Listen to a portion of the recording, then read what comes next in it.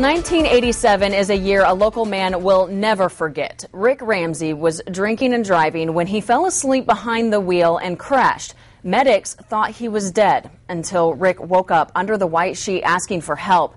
That event caused Rick to turn his life around, and now he shares his story with teenagers in the area through a program called Think First for Teens. Joining me this morning is Rick. Thank you so much for being here. Thanks for having me. Can you take me through that night? It was in November. Yeah, I don't really remember the crash itself. I remember waking up asking for help. Remember that blanket being over me. I made a comment at that time I couldn't feel my legs, and somebody had told me that they'd just taken the car off of me.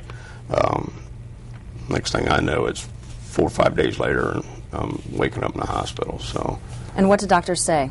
They came in and told me what they had to do to fix my back. I put rods in my back and said that you'll never walk again. So what got you through what was sure to be such a long rehabilitation? Yeah, it wasn't easy, that's for sure. I pretty much about 2 years altogether in the hospital. A year in and out for a while, and then an outpatient for a year. And went through a dozen surgeries over that time period. Pretty much for the first year, I was pretty much confined to a bed before I was able to really get up to try to even get around in a chair or anything. Sure. So how do you use your experience then to help others? You talk to teenagers a lot. Yeah, about a year after my accident, I had a nurse come up to me one day and ask me if I would be willing to go out to a school and talk to some kids. And I said, sure, I'd do it. And I never dreamed I would keep doing it.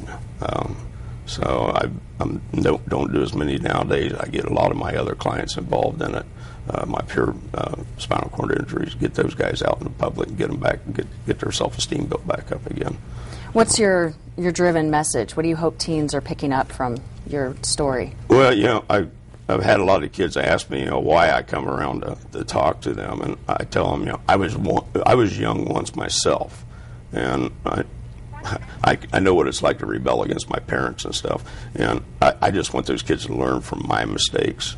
I don't want to turn around and find them laying in a hospital bed later, which I have, because I've got my peer clients and I've had guys say, I know who you are because you was at my school. Sure. So, and then I get those guys involved for sure. Well, and we should also issue a huge congratulations because you've been recognized for your efforts. Tell me about your newest news. Yeah, the Safari Club, I got a phone call here a few months back. A friend of mine I knew had put me in for the Pathfinder of the Year award. I got a phone call from the Safari Club International here back in August telling me that I was one of the winners. They have 2 winners that they give out. And the things for the past 4 months have been pretty overwhelming trying to get ready for everything. There's a lot involved in it. I'll be leaving for Reno here in midweek. I'll be going out there to get my award. And then later on, probably be in June, I'll be off to South Africa to go on a 10-day safari hunt. Wow. And I'll be doing some humanitarian services as well at one of the local villages while I'm there. Well, a great story, Rick. Thank you for sharing it, and congratulations for all of your accomplishments and the long list of them over the last 23 years. Thank you. We'll be right back.